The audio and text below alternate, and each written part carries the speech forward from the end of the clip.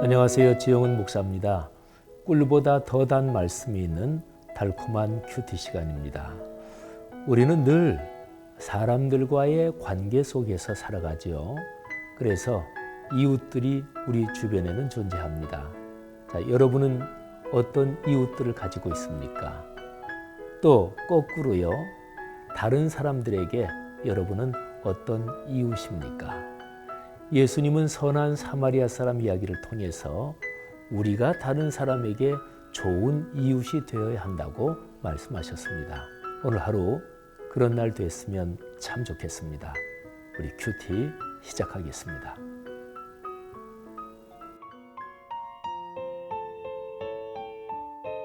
불쌍한 인생. 창세기 50장 17절.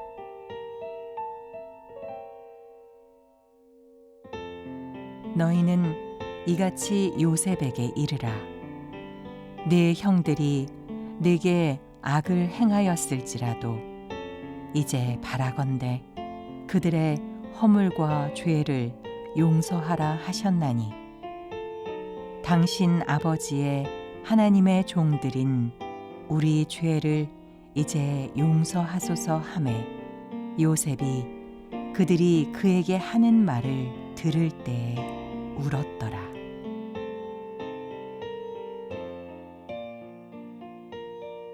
여러분, 무거운 질문을 하나 던져볼까요?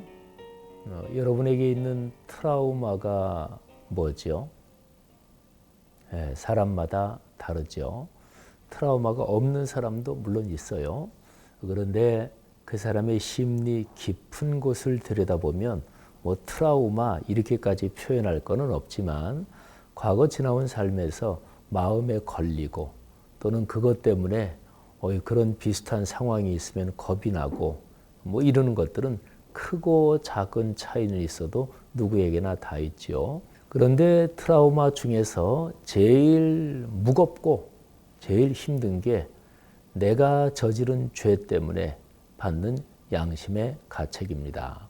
여러분, 그 야곱의 집안, 가족사 거기에서 한번 연도를 한번 계산을 해볼게요. 10명의 형들이 11번째 아들 동생 요셉을 애굽의 노예로 팔아먹습니다.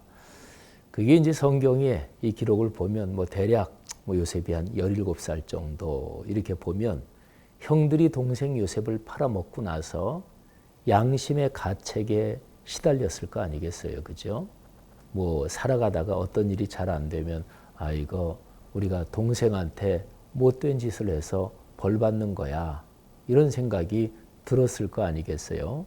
실제로 나중에 애굽에 와서 곡식을 살 때 애굽의 총리 요셉인데 형들은 몰랐고, 근데 총리가 너희들 간첩이지 하고 막 다그치니까 이제 형들이 서로가 하는 얘기 중에서 봐라, 요셉 그때 그렇게 우리가 해코지하지 말자 그러지 않았느냐, 르우벤이나 이런 주로 위의 형들이 그런 얘기를 서로 해요.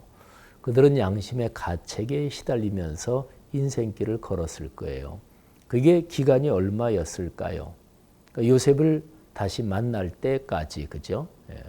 자기 동생 다시 만나고 나니까 애굽의 총리가 돼 있었습니다. 근데 그 기간이 이게 22년이었습니다. 요셉이 17세에 애굽의 노예로 팔렸다, 이렇게 계산을 하면 30세에 총리가 되잖아요. 그러면 13년. 그리고 7년 동안 대풍년이 들어요. 7년 더하면 그러면 20년. 그리고 흉년이 시작되는데 흉년이 2년 정도 지났을 때 요셉이 형들하고 만나고 형들은 우리 동생 요셉이 애굽의 총리가 됐구나, 이거를 알아요. 그러니까 형들이 양심의 가책에 시달리며 살았던 기간이 22년. 엄청난 기간이잖아요. 그런데 이 형들, 자기 아버지 야곱을 모시고 애굽으로 내려와서 인생길을 걷는데 야곱이 애굽에서 살았던 기간이 17년입니다. 17년. 자, 그러면 이 17년 동안 형들의 심리 상태는 어떠했을까요? 22년 동안은 양심의 가책에 시달렸어요. 근데 이 17년 동안은 형들이 저 동생 야곱이 우리한테 복수하지 않을까 이런 생각을 가지고 살았습니다. 근데 그거를 알 수 있게 해주는 성경 구절이 있습니다. 오늘 우리가 묵상하는 구절에서 50장 17절 말씀에 그런 증거가 있습니다. 제가 한번 17절을 읽겠습니다. 너희는 이같이 요셉에게 이르라. 내 형들이 내게 악을 행하였을지라도 이제 바라건대 그들의 허물과 죄를 용서하라 하셨나니 당신 아버지의 하나님의 종들인 우리 죄를 이제 용서하소서 하며 요셉이 그들이 그에게 하는 말을 들을 때에 울었더라. 여러분 이게 무슨 말이냐면 아버지 야곱의 장례를 다 치르고 다시 이제 애굽으로 돌아왔어요. 근데 형들이 서로가 얘기하는 거예요.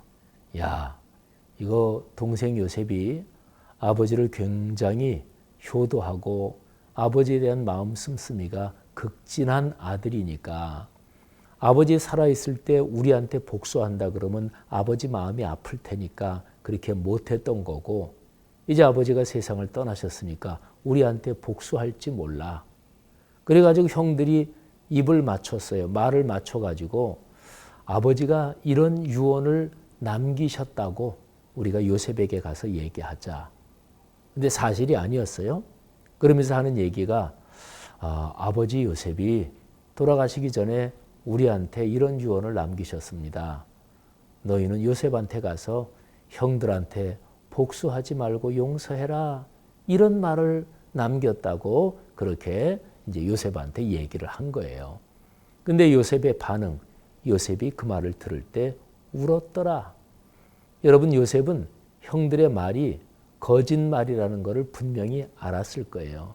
아버지 야곱이 세상을 떠날 때 2번에 걸쳐서 유언을 남깁니다.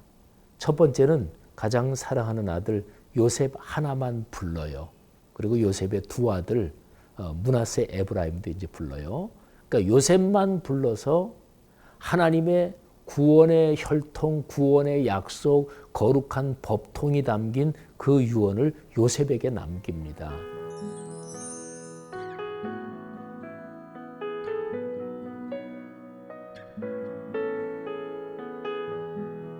내가 죽거든 가나안 땅에 나를 갖다가 묻어다오.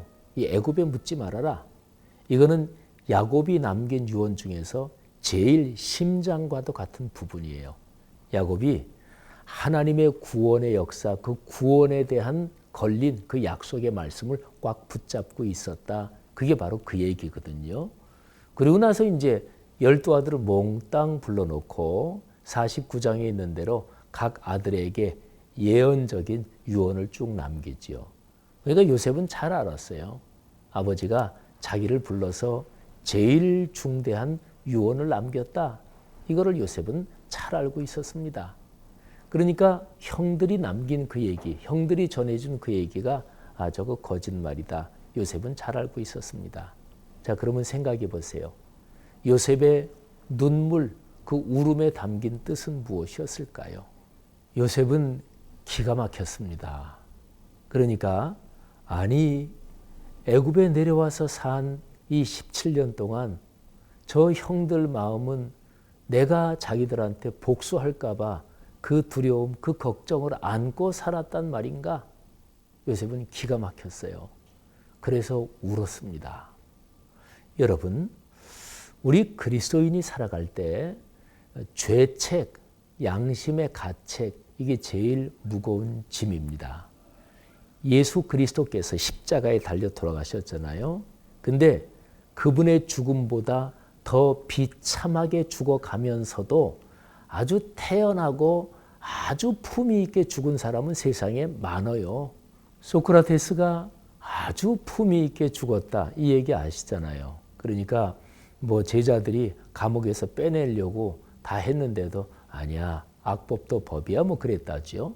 그리고 독배를 마시면서 내 몸에 독약이 퍼지네 뭐 하면서 어디 뭐 신전에 닭 한 마리 드린다고 약속했는데 못 드렸네. 그거 좀 해줘라. 뭐 이러면서 죽었다 그러잖아요.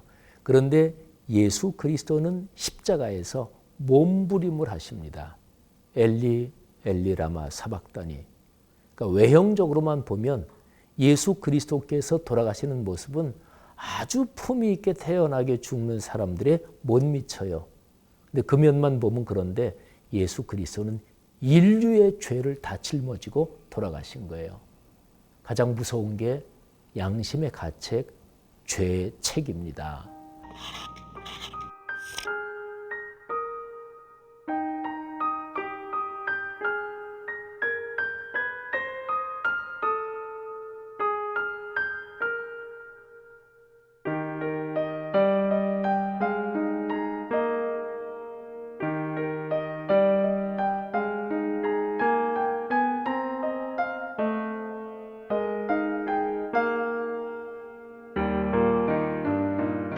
여러분, 그리스도인은 하나님이 내 죄를 용서하신다. 이거를 확신해야 돼요.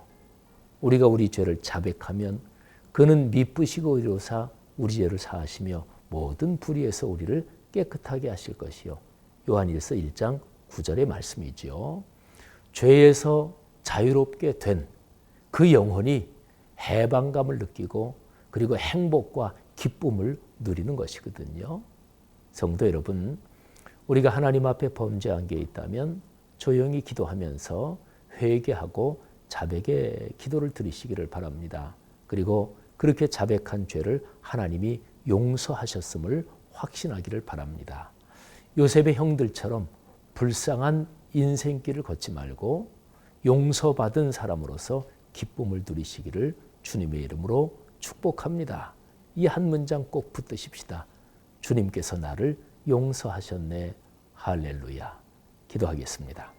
하나님 아버지, 주님께서 우리의 죄를 용서하시며 우리를 품에 꼭 끌어안아 주시는 것 진심으로 감사합니다.